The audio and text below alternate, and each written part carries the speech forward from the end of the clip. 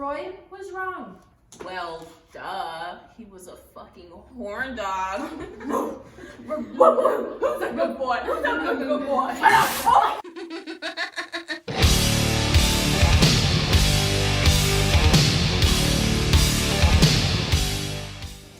What did you know about Sigmund Freud before being involved with Caffeinated Women? I knew some, I will say. Virtually nothing. I mean, I knew of him from psychology class. All I know is that he just wanted to fuck his mom. That's it. We must be ready to give our fathers what our mothers withheld from them. The divine feminine. I knew kind of a lot because I have a background in drama therapy, so as part of that we took abnormal psych and theories of personality, all of that. So I knew his basic concepts and actually had studied the case study that you used. The line of thought in which she brought this accusation against her father was continued in the unconscious material.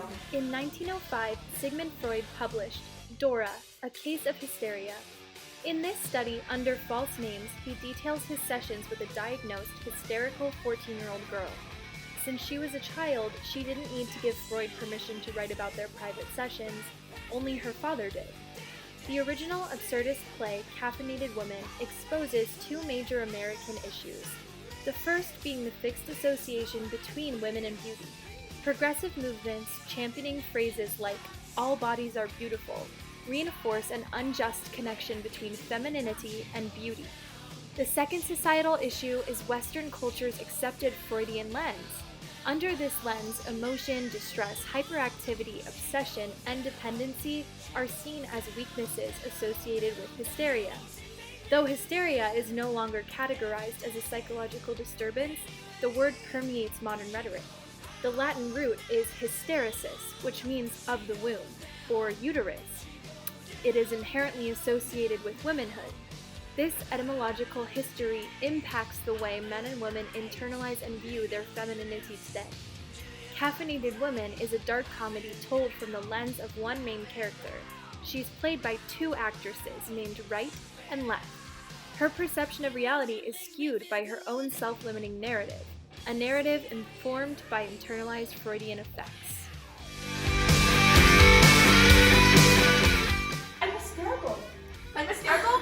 I'm hysterical. I'm hysterical. I'm hysterical.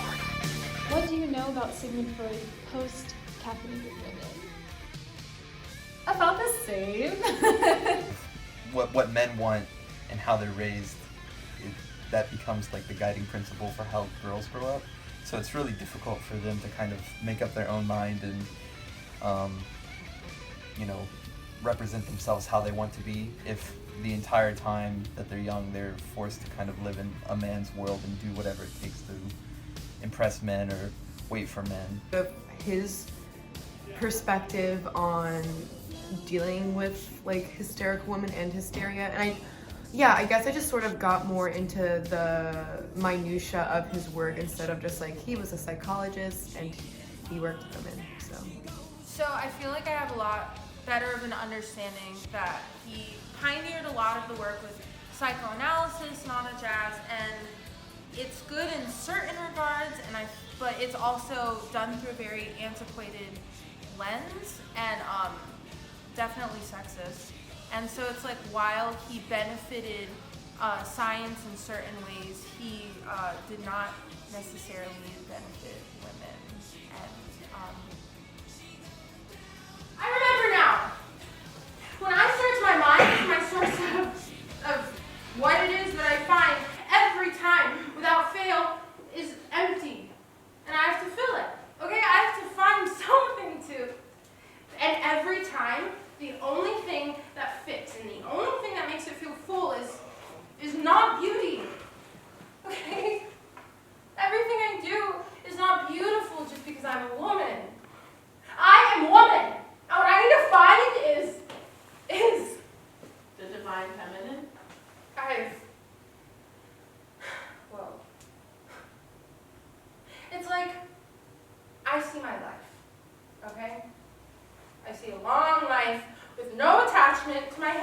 or my body, or my voice. Oh, I dream like that too. Oh, but it's when I'm awake.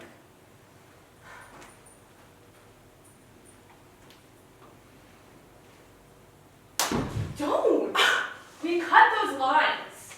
Where is your shame? We can only. Do you believe there's an inherent association between women and beauty? Yes. Do you think we can change that? And if so, how?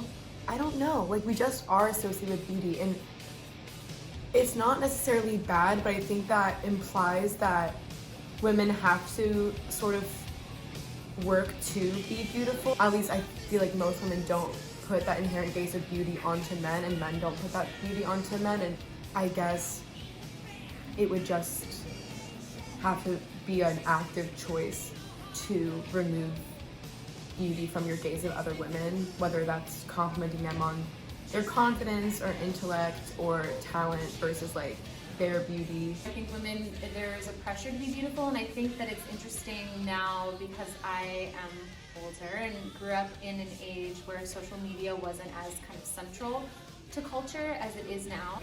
We're kind of more image conscious, I think, now because of, you know, like Instagram and the pressure to have, you know, like perfect makeup and perfect hair and perfect selfies and all of that. But then on the other side of that, I think that there's growing representation for women who don't fit traditional beauty standards. So like the social media allow other kind of beauties to be more represented. You know, the closer women get to men in like political and financial equality, I think the closer we are to decreasing that stigma. Because I think, you know, men are a little bit more dominant in their personalities either way. So it takes women moving up like their social stance to become a naturally an equal competitor. I feel like my idea of beautiful is kind of skewed. Like I sometimes like I'll wear something and people will compliment me on it and I'll be like, yeah, isn't it hideous? Like I love it because it's so ugly that I love it so much. While I do feel like society is sort of on the right track, and I feel like they have all of these empowering movements for women to sort of unlearn all of these toxic habits, I feel like a lot of it is still very mental, and it's very sort of embedded into who we are. And it's like every time we look in the mirror, every time we're getting ready to go out, and sort of asking yourself like, well, why does it matter? Why are you even thinking that? Oh, you don't feel beautiful today, but like, what does that even mean?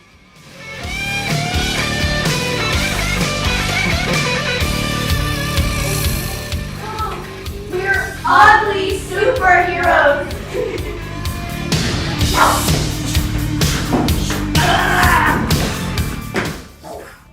After viewing the show, what did you realize about Freudian theory's effect on your life and your relationship to femininity?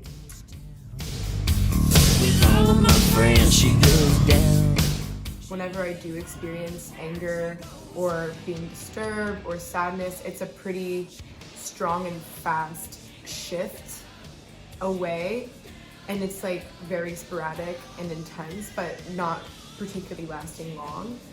And so I guess that could be interpreted as a part of like my upbringing, where being over emotional is associated with weakness, and perhaps when I was growing up I didn't want to be associated with weakness. So one thing that I think it's made me kind of realize is that in my own family I am the oldest and only son, but I have 4 little sisters. Looking back and like seeing how my little sisters are and were raised, they're a lot more strict, and they like them to act and dress certain ways that like my parents never really gave me that sort of direction on.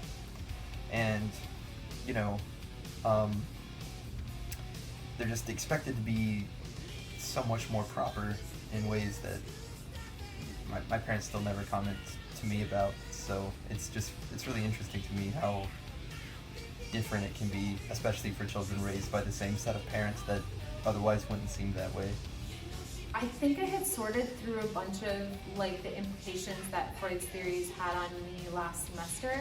What struck me actually about the play as somebody who's 30-something, looking back on younger women in sort of their perspective of femininity, it reminded me of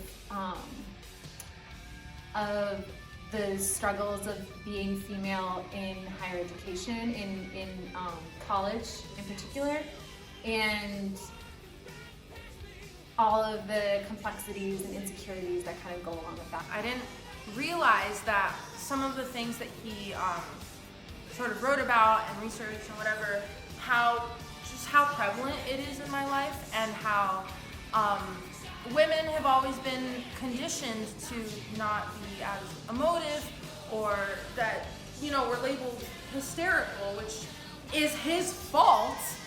But I never really knew the origin of any of that, and then to realize that it does come from him, and that over caffeination and being over emotional and stuff, it's just incredibly sexist, and it's entirely his fault. Forgive me, Father, for I have sinned. Forgive me, Father, for I have sinned. I was hated by his parents. I was cold and my dress was thin. I said no when he begged. I liked the pain. I let him see me ugly, raw, weak. It's my fault. I should have been more impressive, prettier. I should have worn a bra. I should have been in the mood. I should like it vanilla. I should have been hotter. I tried. I don't understand. I wasn't enough. It was out of my control. So I ate until I was nauseous. So I smoked until I couldn't feel him inside. So I ran until I was nothing but bone, crackling, breaking. So I drank until I didn't know where I was. So I threw up until I saw blood. Save me, Father! From my mind, from my nature, from my